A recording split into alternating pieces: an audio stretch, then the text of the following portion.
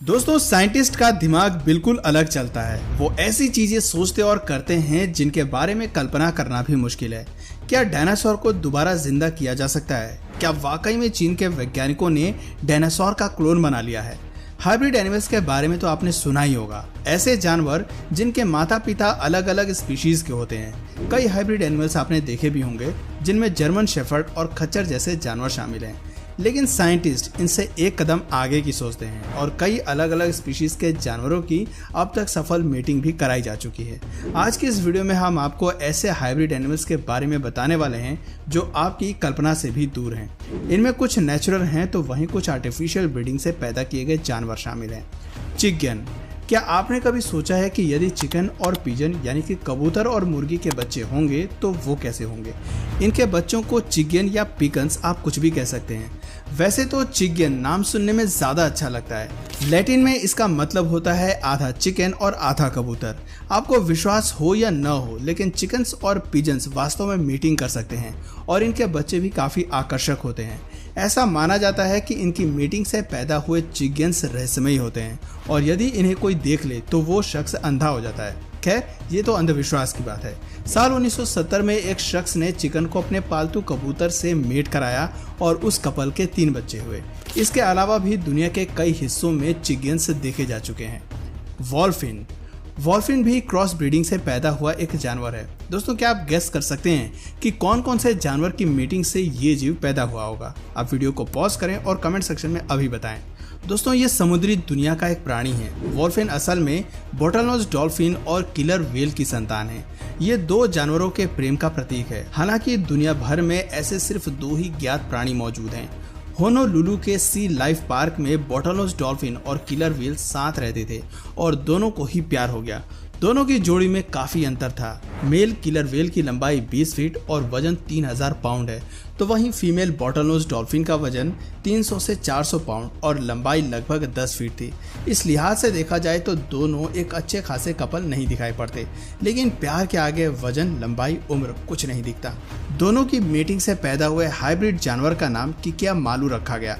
किकिया मालू में कई रिप्रोडक्शन संबंधी प्रॉब्लम्स थी। इसके बावजूद किकिया मालू मैच्योर हुआ और बच्चों को भी जन्म दिया। किकिया मालू की आंखें व्हेल जैसी थीं और इसकी बॉडी किलर व्हेल और बोटलनोज डॉल्फिन से मिलती जुलती थी। उसके 66 दांत थे। इसके शुरुआती 2 बच्चे मर गए थे, लेकिन तीसरा बच्चा कवाली काई अब भी जीवित है। कोय वुल्फ। ये भी एक हाइब्रिड एनिमल है जिसे शायद आपने कुछ टीवी सीरीज में भी देखा होगा। ये एक सफल हाइब्रिड एनिमल कहा जा सकता है क्योंकि ये पूरी तरह से फर्टाइल होता है और आगे भी प्रजनन कर सकता है। कोय वुल्फ काफी समय से अस्तित्व में है और ये जानवर असल में ग्रे वुल्फ कोयोटा और घरेलू कुत्ते के संभोग से पैदा हुआ है। 20वीं सदी की शुरुआत में कनाडा में पहली बार इसे देखा गया था। कोय वुल्फ एक अच्छा हाइब्रिड है। इसकी लंबाई 4 से 5 फीट होती है और वजन लगभग 40 पाउंड। ये दिखने में थोड़ा खूंखार होता है। इसका सिर बड़ा होता है और शरीर भेड़िए जैसा होता है। Savanna cats. अगर आपको बिल्लियां पसंद हैं लेकिन एक ऐसा जानवर पालना चाहते हैं जो कुत्ते की तरह वफादार और समझदार हो, तो आप सवाना बिल्लियों को अपने घर ले आ सकते हैं। ये एक अच्छी पेट कही जा सकती हैं। ये दिखने में तो बिल्ली जैसी ही लगती हैं, लेकिन इनका साइज और इनकी हरकतें कुत्ते से मेल खाती हैं।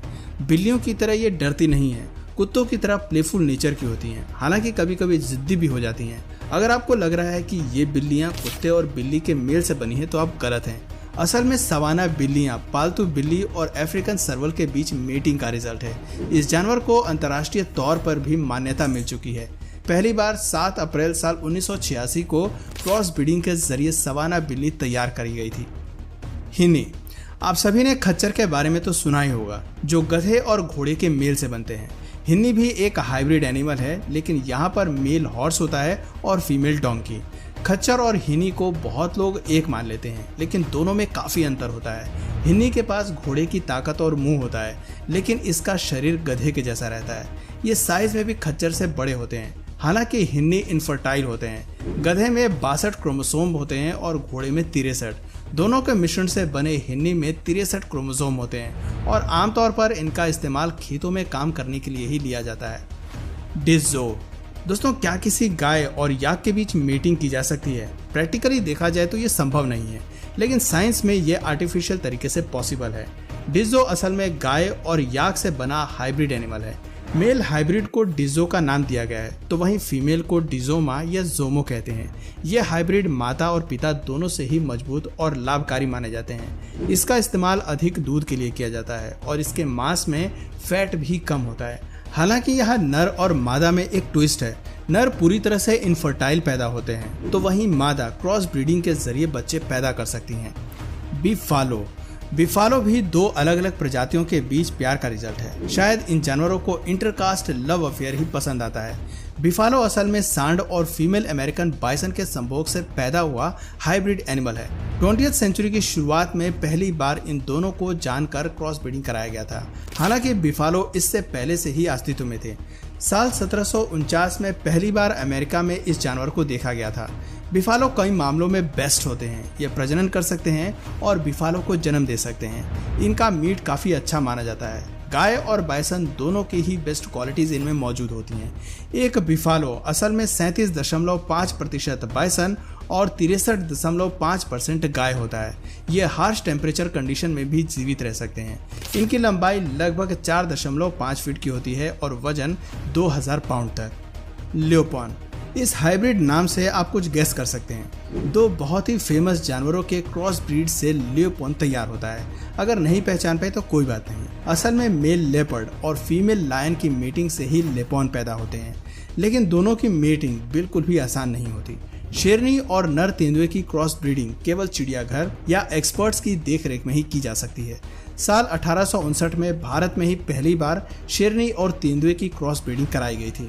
उस कपल ने 2 बच्चों को जन्म दिया था। एक की मौत 2.5 साल की उम्र में हो गई थी, जबकि दूसरा सुरक्षित और जीवित रहा। ल्योपॉन को आमतौर पर जंगल में देखना लगभग नामुमकिन है।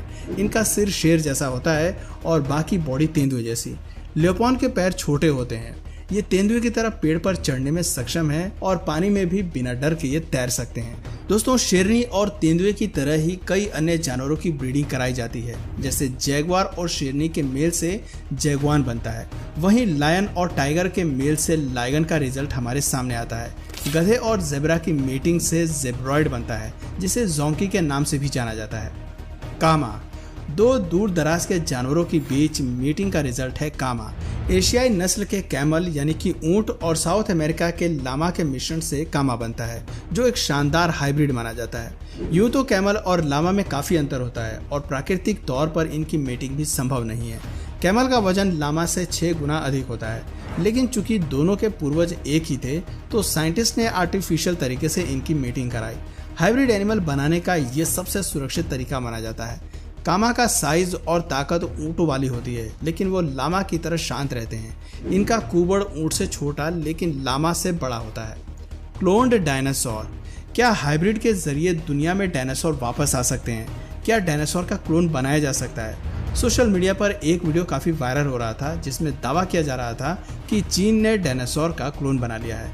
किसी भी एक्सटिंक्ट जानवर का क्लोन बनाने के लिए साइंटिस्ट को डीएनए की जरूरत होती है। वायरल वीडियो की पड़ताल की गई तो पता चला कि असल में यह रियल डायनासोर नहीं, बल्कि एक रोबोटिक डायनासोर था, जो ऑस्ट्रेलिया की एक कंपनी ने बनाया था। यहाँ पर सवाल यह आता है कि क्या वास्तव में डायनासोर को दोबारा जीवित किया जा सकता है? पिछले कई सालों से वैज्ञानिक इस रिसर्च पर लगे हुए हैं।